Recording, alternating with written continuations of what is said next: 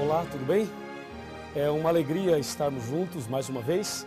Hoje vamos estudar sobre o selo de Deus dentro do contexto do grande conflito e especificamente baseado no livro do Apocalipse.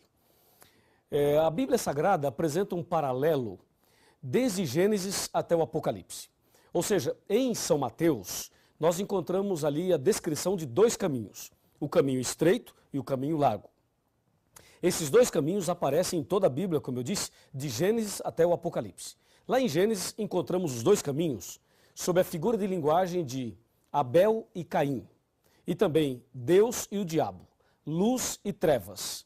E ainda esse paralelo, ele vem, e nós podemos citar aí trigo e joio, podemos falar, por exemplo, céu e inferno, salvação e perdição, podemos falar ovelhas e bodes, podemos ver no Apocalipse o cordeiro e o dragão, podemos ver a mulher do capítulo 12 e a mulher do capítulo 17, podemos citar aí Babilônia de um lado e Jerusalém da outra, podemos ainda colocar o selo de Deus e o selo da besta e assim por diante, sempre mostrando dois caminhos, o caminho certo e o caminho errado, o caminho da vida e o caminho da morte. Sempre dois, nunca três, ok? É preciso saber que a verdade que foi lançada por terra, Deus usaria a igreja verdadeira para restaurar a verdade. E hoje, o selo de Deus, que é o nosso estudo, é uma das verdades que foi lançada por terra, jogada por terra. E agora você perceberá que nesse estudo, a verdade, será restaurada. Apocalipse capítulo 7, versículos 1, 2 e 3. Está escrito assim: Depois disto vi 4 anjos em pé nos 4 cantos da terra, conservando seguros os 4 ventos da terra, para que nenhum vento soprasse sobre a terra, nem sobre o mar, nem sobre árvore alguma. Vi outro anjo que subia do nascente do sol, tendo o selo do Deus vivo. Veja, o selo do Deus vivo. E clamou em grande voz aos 4 anjos, aqueles aos quais fora dado fazer dano à terra e ao mar, dizendo: Não danifiqueis nem a terra, nem o mar, nem as árvores, até selarmos na fronte os servos do nosso Deus. Até ri. Observe aqui 4 anjos nos 4 cantos da terra. Primeira coisa, a terra não é quadrada para ter 4 cantos, e nem retangular para ter 4 cantos. Esses 4 cantos da terra são os 4 pontos cardeais: norte, sul, leste e oeste. A terra é redonda, mesmo sendo redonda, ela tem os 4 pontos cardeais. Então, Deus coloca os seus anjos ao redor da terra, isto é, a sua proteção, o seu cuidado. E diz a Bíblia que esses anjos estão segurando os ventos, isto é, os anjos, o poder de Deus, está protegendo a humanidade contra as astutas ciladas de Satanás. Ventos em profecia quer dizer guerras, destruições, conflitos, problemas. Então, os anjos segurando os ventos significa que Deus está protegendo a humanidade de uma guerra termonuclear. É lógico que se Deus deixasse o diabo fazer tudo o que ele quer fazer, ele com certeza destruiria tudo. Então, Deus coloca a sua proteção a fim de que nós possamos ainda ter oportunidades de entender a sua palavra, tomar decisões e seguir a Jesus. Por isso, os anjos segurando os ventos, as potências maléficas e malignas deste mundo. E diz a Bíblia que enquanto os 4 anjos seguram os ventos, aparece um 5º anjo. Antes de falar desse 5º anjo, é bom destacar um ponto fundamental. Por que você acha que Deus iria segurar os 4 ventos? Por que você acha que Deus iria proteger a humanidade? Qual a razão? Você acha que nós somos tão bonzinhos, tão santinhos, tão perfeitos, nós somos assim demais. O ser humano é tão santo que Deus olha para nós e diz: puxa, tadinhos, eles são tão bonzinhos, eles não fumam, não bebem, não mentem, não praticam pecados nenhum. Então, eles são tão bonzinhos que eu vou protegê-los. Seria isso? Claro que não. Você já fez muitas coisas erradas? Você já cometeu muitos pecados? Quantos pecados você já praticou até hoje na sua vida? E por aí você tem uma ideia de que você não é uma pessoa é santinha, eu também não. Nenhum ser humano é perfeito. Todos nós somos pecadores, terrivelmente pecadores. Então, se eu sou pecador, se você é pecador, se nós somos maus, pergunto, por que Deus iria proteger a humanidade? Por que Deus protegeu você até hoje? Por que você está vivo ainda? Olha, eu já capotei o meu carro e já caí dentro do rio. Eu, a minha esposa e a nossa filha. Na época tínhamos uma filha, hoje temos 2 filhas. Então eu pergunto, por que Deus me protegeu? Caímos no rio com os 4 pneus do carro para cima e o capu e todos nós de cabeça para baixo. E por que eu não morri? Por que eu estou aqui? Porque Deus tem um propósito para mim. Você também já passou pelo vale da sombra da morte, não já passou? Talvez um acidente, uma cirurgia, uma enfermidade, algum outro tipo de problema que quase você foi e não foi. E você está aí. E talvez você esteja me assistindo no hospital, quem sabe num leito de dor, num momento difícil, dramático da sua vida. E por que você não morreu? Porque Deus tem um plano para você. Deus tem um propósito na sua vida. E qual é o plano? Qual é o propósito? Agora você vai entender a razão do 5º anjo. Me acompanha. O 5º anjo, veja, os 4 anjos estavam segurando os ventos, lembra? E aí aparece um 5º anjo. Esse 5º anjo tem uma mensagem. E a mensagem do 5º anjo é uma mensagem especial para você. Uma mensagem especial para você. Entendeu? Para você. Então você vai me acompanhar agora nesta reflexão, nesta mensagem. O 5º anjo aparece aqui no versículo 3, dizendo... Aliás, no versículo 2, diz que ele trazia o selo do Deus vivo. E no versículo 3 diz que ele clamou, dizendo, não danifiqueis nem a terra, nem o mar, nem as árvores, até selarmos na fronte os servos do nosso Deus. A mensagem que Deus tem para você, e por isso você ainda está vivo, e para mim também, e por isso eu não morri naquele dia, e Deus tem me preservado até agora, é porque há uma mensagem. Deus quer selar você com o selo do Deus vivo. Aleluia por isso. Ele quer colocar na sua fronte, na sua testa, o selo de Deus. Atenção, o selo do Deus vivo. Sabe, no interior, aqueles fazendeiros que têm o seu gado, eles costumam marcar os seus animais. Eles usam um termo assim, bem rústico. Eles falam ferrar o animal, porque usam um ferro quente para marcar os animais. Por exemplo, se os animais fossem meus, se eu fosse o fazendeiro, os meus animais seriam marcados com a sigla LG, que é Luiz Gonçalves, ok? E os seus animais seriam marcados com as iniciais do seu nome. Por que o fazendeiro marca os seus animais? Para que se esses animais se misturarem com os animais do vizinho, ele tem condições de saber quais são os seus e quais são os do vizinho. De acordo com a Bíblia, nem todo aquele que diz Senhor, Senhor será salvo. Então, quem é filho de Deus? Quais são os filhos de Deus? Quem é o povo de Deus de verdade? O povo de Deus tem uma marca, tem um selo, tem um sinal. Aliás, essas 3 palavras significam a mesma coisa. Marca, sinal ou selo. Por esta razão, você está vivo ainda, porque Deus precisa selar você. Eu pergunto, você gostaria de receber o selo de Deus? Se você gostaria, levante a mão direita. Isso, por favor, levante a mão direita. E repita comigo. Diga, eu gostaria de receber o selo de Deus. Parabéns, amém. Esta é a tua decisão, esta também é a minha decisão. E agora vem a pergunta automática. Qual é o selo de Deus? Onde podemos encontrar este selo? Já que sabemos a importância dele. Qual é e onde podemos encontrar? Quer saber? Então abra sua Bíblia em Isaías 8,16 e me acompanhe na leitura que faremos agora. Veja, Isaías capítulo 8, versículo 16. Já abriu a sua Bíblia? Vamos abrir juntos a Bíblia. Me acompanhe aqui, Isaías 8,16. A pergunta, não se esqueça, onde encontramos o selo de Deus? Essa é a pergunta. E o profeta Isaías, inspirado pelo Espírito Santo, ele descreve aqui exatamente assim. Está aqui, ó, 8,16. Resguarda o testemunho e sela a lei no coração dos meus discípulos. Viu? Resguarda o testemunho e sela a lei no coração dos meus discípulos. Pronto. O selo de Deus está na lei. Na lei, lembra do estudo sobre a lei e o conflito? Pois é justamente nos 10 mandamentos que nós encontramos o selo de Deus. Mas qual é a descrição ou a definição de um selo? De acordo com a Bíblia, um selo tem que ter o nome, o cargo e o território que o dono do selo domina. Se você observar o livro de Esther, no capítulo 3, versículo 12, verá que os reis do passado usavam um anel grosso.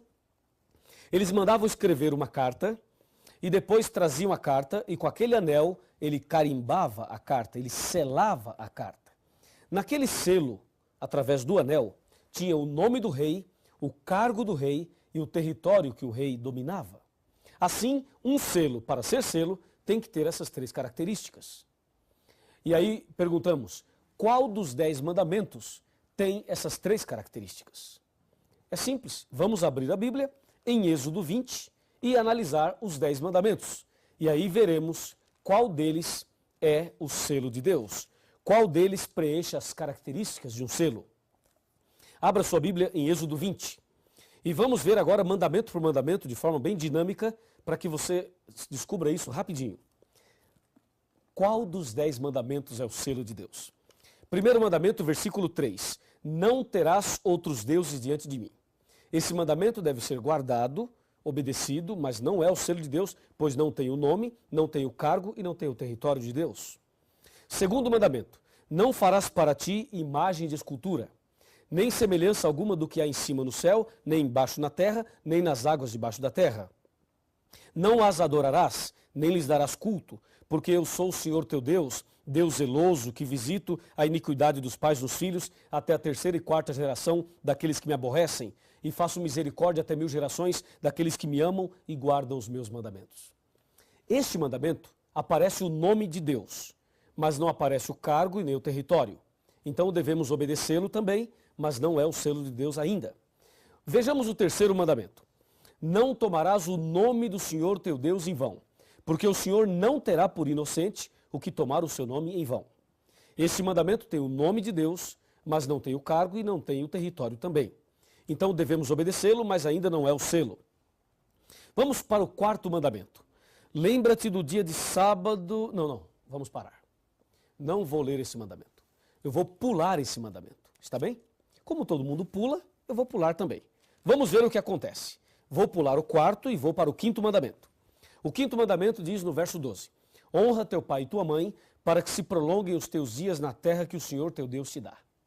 Veja, este 5º mandamento traz o nome de Deus, mas não traz o cargo e nem o território. Então, este 5º mandamento deve ser obedecido, mas ainda não é o selo de Deus. Vamos para o 6º mandamento. Não matarás. Também não é o selo de Deus. 7º, não adulterarás. Também não preenche nenhuma das características. 8º mandamento, não furtarás. Também não tem nenhuma das características. 9º mandamento, não dirás falso testemunho contra o teu próximo. Também devemos obedecê-lo, mas não é o selo de Deus. Último mandamento, não cobiçarás a casa do teu próximo, nem o seu servo, nem sua serva, nem o seu boi, nem o seu jumento, nem coisa alguma do próximo, nem o homem, nem a mulher, nem coisa alguma do próximo. Este mandamento também deve ser obedecido, mas não é o selo de Deus ainda. Agora eu pergunto, quantos mandamentos nós lemos? Nós lemos 9 mandamentos. 9. Eu li os 9 que todo mundo aceita. E dos 9, nenhum é o selo de Deus. Nenhum preenche as características de um selo. Mas o profeta Isaías diz que o selo de Deus está na lei. E lá em Apocalipse mostrou a nós a importância do selo. E aí vem uma pergunta. Será que aquele mandamento que eu pulei, o 4º, que todo mundo pula, que todo mundo não aceita, será que aquele mandamento é o selo de Deus? É o seguinte, chega aqui. Vem aqui pertinho. Vamos conversar assim. Nós somos amigos, não é verdade? Pode chegar bem pertinho. É o seguinte. Se este mandamento, o 4º, que nós vamos ler agora, que todo mundo pula, se ele for o selo de Deus, então, meu amigo, a coisa tá feia por aí. Porque a maioria não aceita. É ou não é verdade? Não aceita. E se a maioria não aceita, e se este mandamento for o selo de Deus, olha, nós vamos ter que clamar a Deus hoje e pedir misericórdia. Vamos ver então o quarto mandamento. Aquele que todo mundo pula, e nós pulamos aqui só para uma questão didática, de estudo bíblico. Versículo 8, o quarto mandamento. Lembra-te do dia de sábado para o santificar. 6 dias trabalharás e farás toda a tua obra. Mas o sétimo dia é o sábado do Senhor teu Deus. Viu? Aí achamos o nome de Deus, como também achamos em outros mandamentos. Depois diz, não farás nenhum trabalho, nem tu, nem teu filho, nem tua filha, nem teu servo, nem tua serva, nem o teu animal, nem o forasteiro das tuas portas para dentro. Verso 11 agora. Porque em 6 dias fez o Senhor. Veja, em 6 dias fez o Senhor. Fazer é a mesma coisa que criar. Veja, fazer ou criar. Em 6 dias ele criou. Acabamos de descobrir o cargo de Deus. Criador. Ele fez, ele criou. Percebeu? E aí o verso 11 continua. Ele fez os céus, a terra, o mar e tudo que neles há. E ao sétimo dia descansou, por isso o Senhor abençoou o dia de sábado e o santificou. Descobrimos aqui um território que Deus domina. Céus, terra, mar e tudo que neles há. É ou não é verdade? Então, o quarto mandamento apresenta o nome de Deus, o cargo de Deus e o território de Deus. Ou seja, ali no quarto mandamento está escrito assim, que Deus é o Criador de todo o universo. Assim, o quarto mandamento é o único mandamento dos 10 que apresenta Deus como Criador.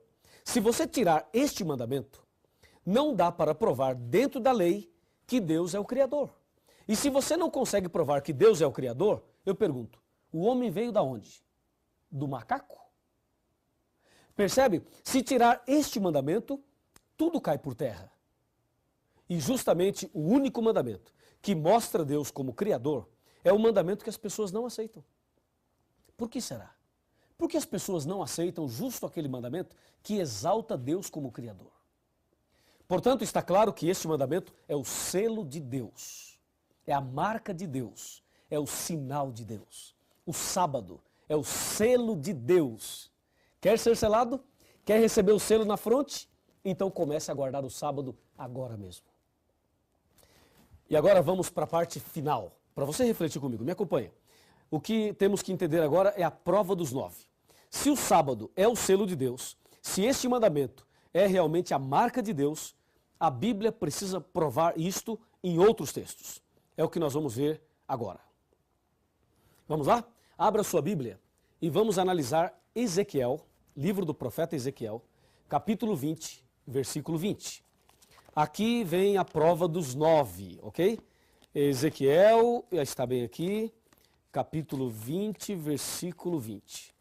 Está depois de Jeremias, aí nós temos aqui Ezequiel. Pronto, capítulo 20, versículo 20.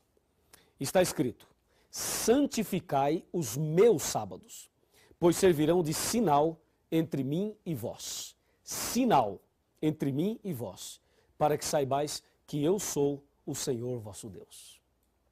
No versículo 12 do mesmo capítulo, fala a mesma coisa. Em Êxodo 31, versículo 13, fala a mesma coisa. O sábado é um sinal e devemos guardá-lo de um pôr do sol ao outro pôr do sol. Ou seja, do pôr do sol da sexta-feira até o pôr do sol do sábado. Durante a semana, durante 6 dias, você trabalha, você faz as suas atividades de casa e fora de casa. Mas o sétimo dia é o santo sábado do Senhor. É o selo de Deus. E é importante que você seja marcado, a fim de que você seja identificado como filho ou como filha de Deus. Sabe, Adão e Eva guardavam o sábado. Deus guardava o sábado. Os profetas todos guardaram o sábado. Jesus Cristo também guardou o sábado. A Virgem Maria também guardava o sábado. Lucas capítulo 23, de 54 a 56. Os apóstolos guardavam o sábado. O apóstolo Paulo, que se converteu depois de Cristo, também guardava o sábado. Atos 17, Atos 18, Atos 13. Todos guardavam o sábado. E na nova terra, nós também vamos guardar o sábado. Isaías 66, 22 e 23. Ali diz que nós vamos guardar o sábado também. Todos guardaram o sábado. Todos os filhos de Deus sempre guardaram o sábado. Eu pergunto, chega mais perto. Todos guardaram o sábado. Eu pergunto, e você? E você? guarda que dia? Quer guardar que dia? Quer receber o selo de Deus? Quer ser selado hoje com o selo de Deus? Quer ser um servo, uma serva de Deus? Então receba as bênçãos do sábado. Comece a guardar o sábado. E Deus dará a você ricas e poderosas bênçãos. Vamos orar? Oremos. Querido Pai Celestial, obrigado pelo estudo de hoje, pela decisão tomada de guardar o sábado e receber o selo de Deus. Nas tuas mãos eu entrego esta pessoa que acompanha o estudo bíblico hoje. Em nome do Senhor Jesus. Amém. Cristo hoje está chamando, quer lhe dar muito amor. Não deixe esta chance passar. Venha logo para Jesus e encontrará a paz que o mundo não pode dar. Esse é o momento de entregar seu coração a Cristo. Ele hoje está chamando, quer lhe fazer feliz. Basta só